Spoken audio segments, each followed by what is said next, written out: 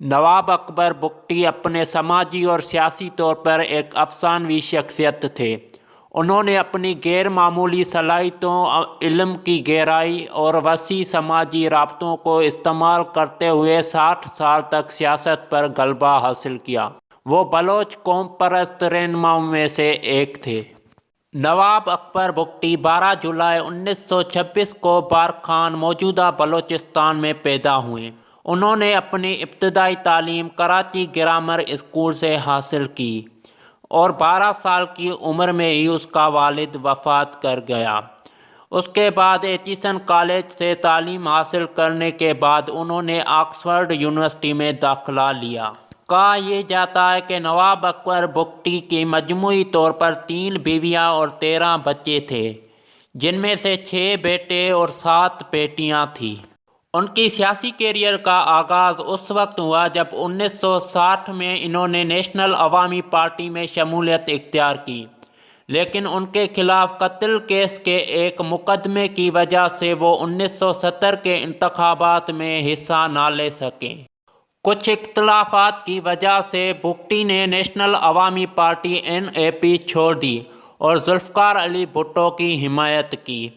انہوں نے ماسکو میں بھٹو سے ملاقات کی اور بلوچستان کے گورنر کے عہدے کے لیے ان کی پیشکش قبول کر لی گئی۔ نواب اکبر بگٹی نے صوبائی پروونشل سیاست میں مرکزی حکومت کے عدم مداخلت نہ کرنے کا مطالبہ کیا۔ اس دفتر میں وہ صرف 8 مہینے رہا اور پھر لندن چلا گیا۔ سیاست سے طویل غیر حاضر کے بعد انہوں نے BNM کی ٹکٹ پر 1988 کے انتخابات میں حصہ لیا اور وزیر اعلیٰ بن گئے۔ 1990 میں انہوں نے اپنی سیاسی جماعت جمہوری وطن پارٹی قائم کرنے کا فیصلہ کیا۔ BNM کے بہت سے ممبران نواب بگٹی کے زرعی اثر جمہوری وطن پارٹی JWP میں شامل ہوئے۔ اکبر بگٹی 3 بار وہ رکن قومی اسمبلی منتخب ہوئے۔ 1992 میں بگٹی کا چھوٹا بیٹا مارا گیا اور اس کے نتیجے میں بگٹی تمام سیاسی سرگرمیاں چھوڑ کر اپنے آبائی مقام ڈیرہ بگٹی واپس گیا اور 1953 میں مقامی لوگوں اور حکومت کے بیچ ایک معاہدہ ہوا تھا، لیکن کسی بھی طرح اس معاہدے پر عمل درآمد نہ ہوا، لہذا مقامی لوگوں کو مرکزی حکومت کے خلاف کافی شکایت تھی۔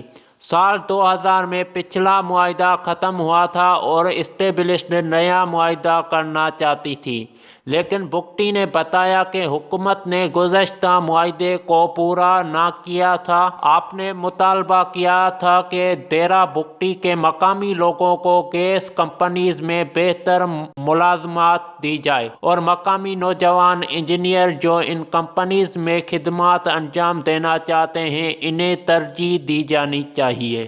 مارچ 2006 میں ڈیرہ بگٹی میں شادی کی تقریب سے بھری بس ایک اینٹی ٹینک بارودی سرنگ سے ٹکرا گئی۔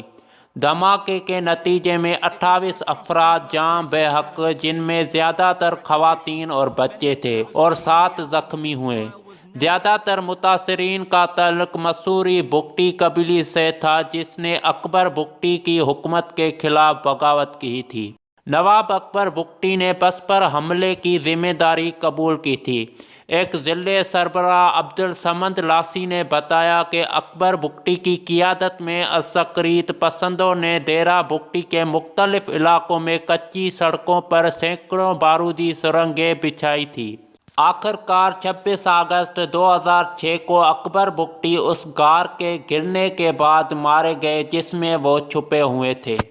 مزید یہ کہ ڈائریکٹر جنرل نے یہ بھی کہا کہ غار کے ملنے سے تقریباً 100 ملین روپے اور $96,000 نقد، 2 سیٹلائٹ فون، دستاویزات، 8 AK-47 رائفلیں اور کچھ راکٹ ملے ہیں۔